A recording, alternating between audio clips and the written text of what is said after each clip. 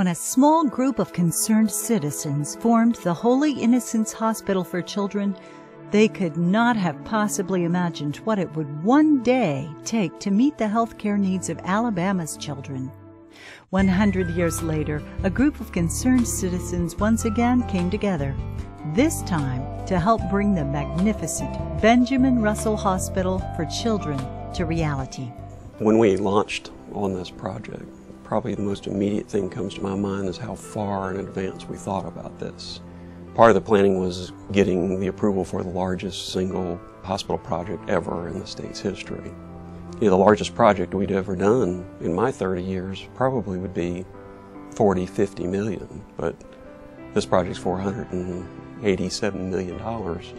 And so we knew that not only was it, for the record books, the largest project ever, we realized that by the sheer magnitude of thinking about that number, it was the largest thing that would ever be done for sick and injured children in this state in its history.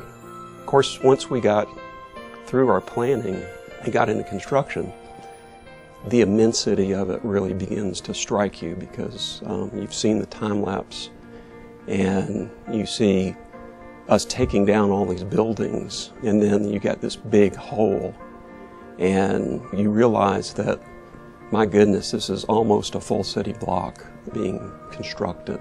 Now, for a long time, I thought the plans were upside down because they were putting more into the ground than they were doing above ground.